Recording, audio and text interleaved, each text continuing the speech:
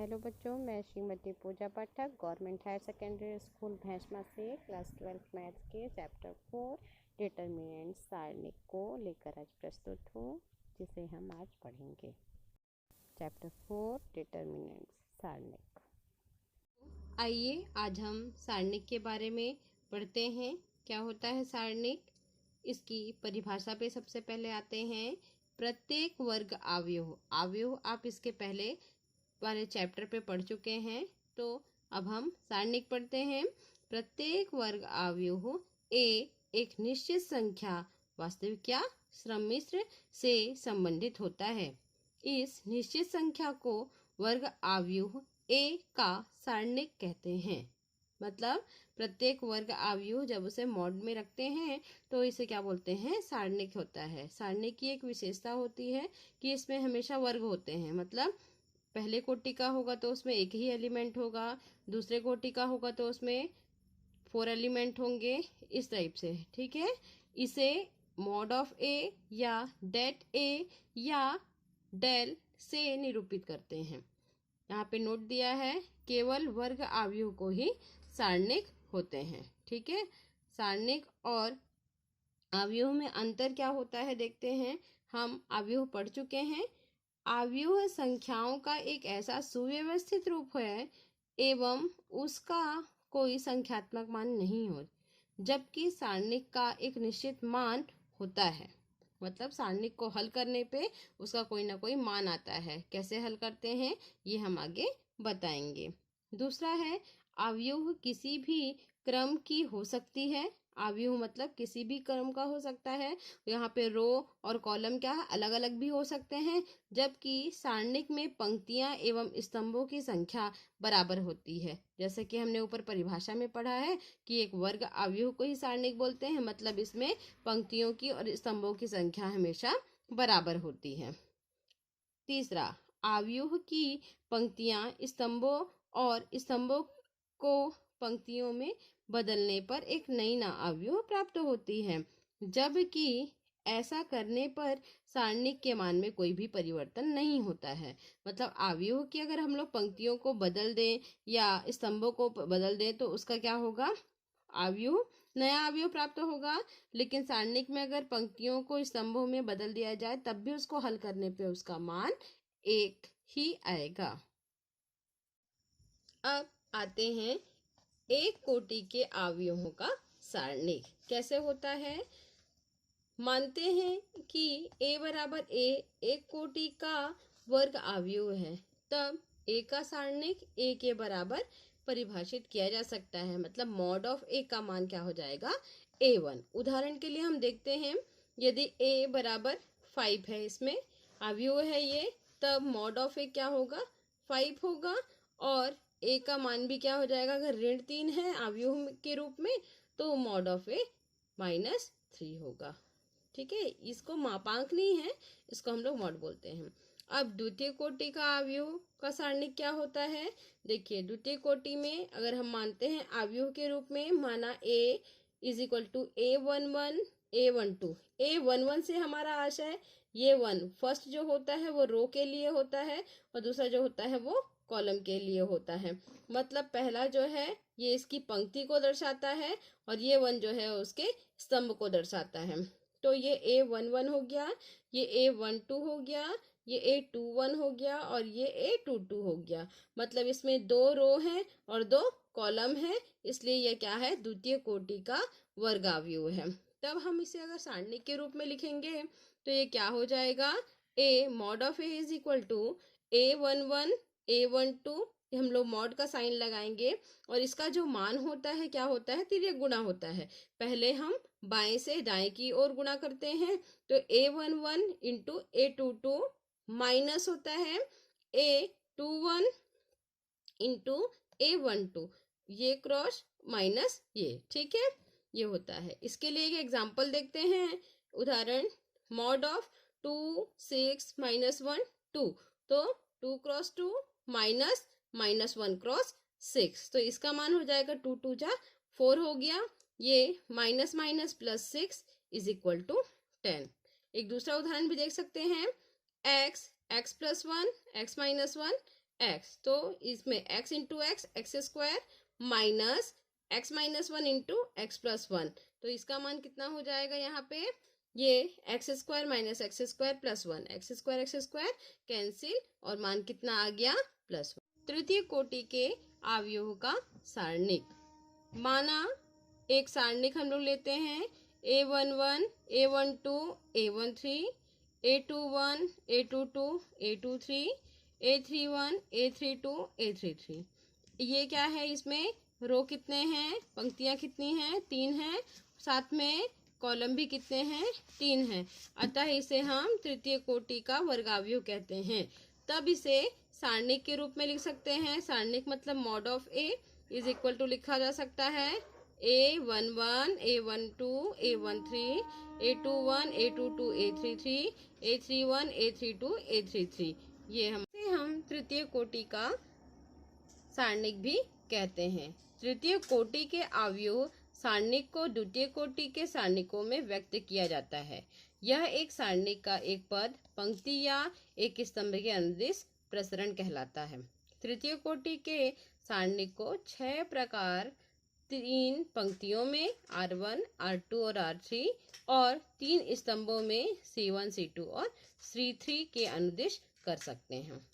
प्रथम पंक्ति के लिए मतलब इसका मान अगर निकालते हैं, प्रथम पंक्ति हमको दिख रही है, तो पहले के लिए अगर मान निकाला जाता है तो फर्स्ट पोजीशन क्या होता है इसका, -1 की घात, ये हम लोग क्या निकाल रहे हैं, R1 के पहले अवयव A11 को -1 की पावर A1 + 1, मतलब यहाँ पे रो प्लस कॉलम लिखा गया है। ठीक है, तो सारणिक की पहली पंक्ति R1 और इस पहला स्तंभ C1 के अवयवों को हटाने पर प्राप्त द्वितीय कोटि के सारणिकों से गुणा करना है, क्योंकि A11 मतलब R1 और C1 स्थित है। ठीक है, तो -1 की घात 1 + 1, तो A11 A, बाकी इस A11 के लिए मान निकाल रहे हैं, इसलिए इस A1 वाले कॉलम को छोड़ के और इस A1 वाले रो को भी छोड़ के जो हमारा बचता है, ये इस तरीके से हमारे पास क्या बचेगा, A22 A23 A32 और A33, इससे हम लोग ये मान निकालेंगे। इसी प्रकार दूसरा भी होता है और तीसरा भी मान निकाला जा सकता है। अब एक उदाहरण की सहायता से मैं आपको ये सारणिक का मान निकालना सिखाती हूँ। Del is equal to mod of 1 2 3 -1 3 0 4 1 0 का मान ज्ञात करना है। इसका मान कैसे ज्ञात करते हैं, किसी भी एक रो या किसी भी एक कॉलम के लिए इस सारणिक को हल करके सारणिक का मान निकाला जा सकता है। ये मान कैसे निकलता है, देखिए यहाँ पे तीसरे स्तंभ की 2 प्रविष्टियां शून्य हैं। यहाँ पे हमको तीसरे स्तंभ का 2 प्रविष्टियां क्या दिख रही है, शून्य दिख रहा है। तो अगर हम लोग इसके लिए मान निकालें तो हमें सीधे सीधे मान मिल जाएगा, या कहीं से भी निकाल सकते हैं, या इसके लिए भी निकाला जा सकता है। तो चलिए देखते हैं। C3 के लिए हम निकालते हैं, क्योंकि 2 का 0 0 है तो गुणा करने पे 0 ही आ जाएगा। अतः डेल इज इक्वल टू -1 की घात क्या है यहाँ पे, एक हम किस पोजीशन पे निकाल रहे हैं, 3 पे निकाल रहे हैं, है ना।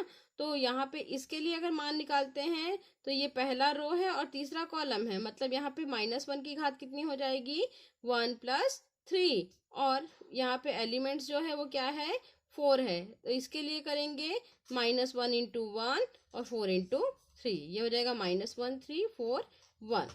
ठीक है, दूसरा हम यहाँ पे 0 के लिए इसके लिए निकालते हैं, तो ये हमारा क्या हो रहा है, -1 की पावर, इसका पोजीशन क्या है 2 3, तो यहाँ पे क्या हो जाएगा 2 + 3। ठीक है, और इसके लिए 1 2 4 1, जैसे इसके लिए निकाला हमने, तो इस कॉलम को और इस रो को छोड़ के हमारे पास जो बचेगा ऊपर 1 2, नीचे 4 1, तो ये देखिए यहाँ पे 1 2 4 1 है।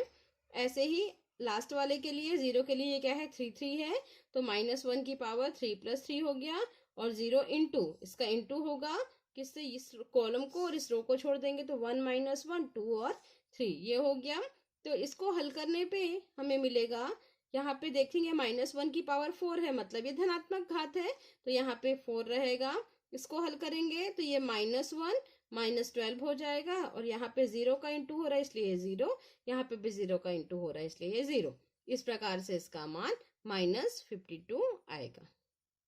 और भी प्रश्न दिए गए हैं जिन्हें आपको बनाना है।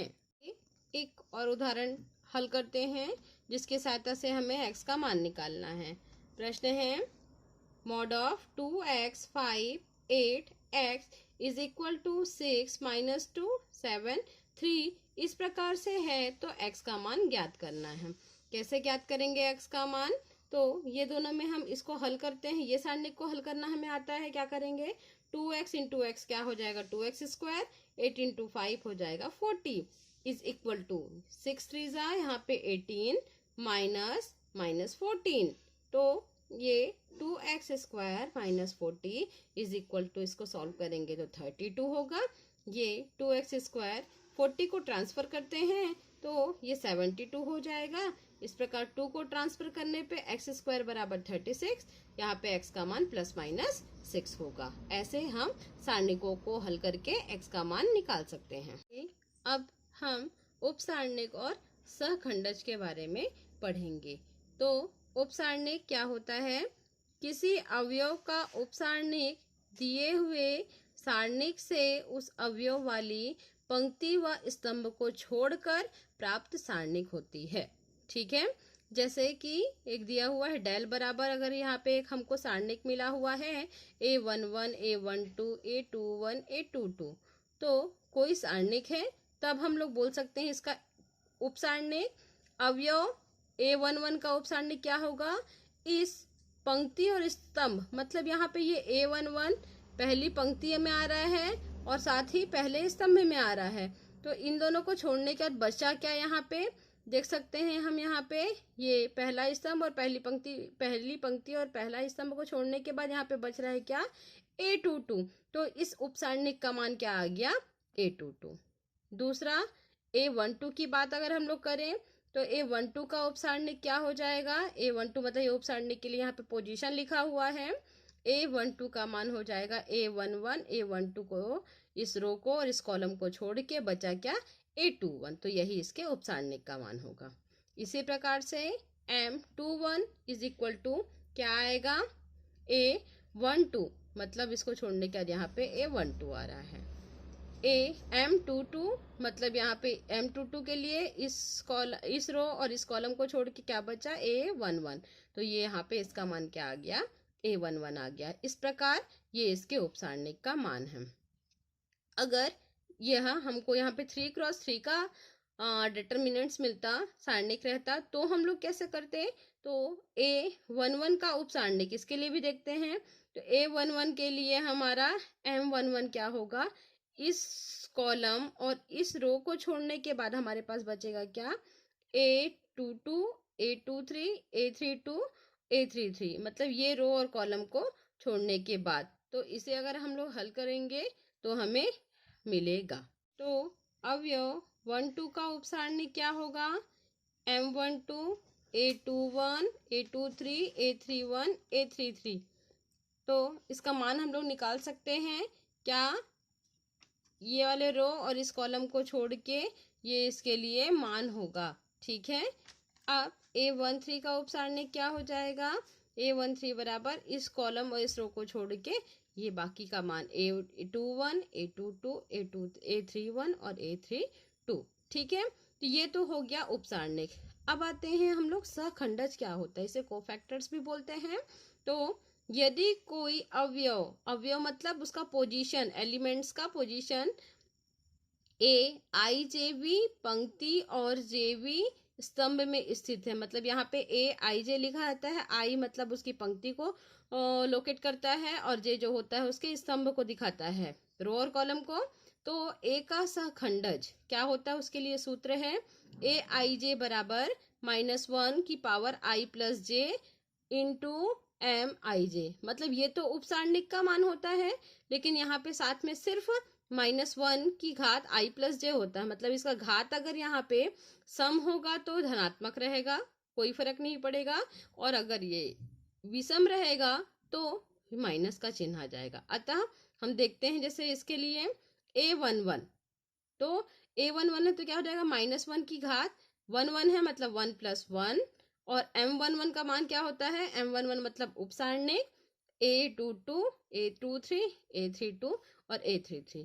इसी प्रकार हम a12 भी निकाल सकते हैं, -1 की घात 1 + 2, तो m12 क्या हो गया, मतलब m12 के मान में यहाँ पे इसकी घात क्या है, विषम है, इसलिए m12 के मान पे माइनस लग जाएगा। इस प्रकार से ये मान हमें निकल जाएंगे। तो ये क्या कहलाते हैं, हमारे सहखंडज।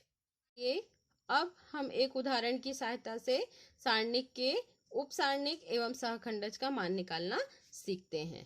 तो सारणिक दिया हुआ है 2, -4, 0, 3 के अवयवों के उपसारणिक व सहखंडज लिखिए।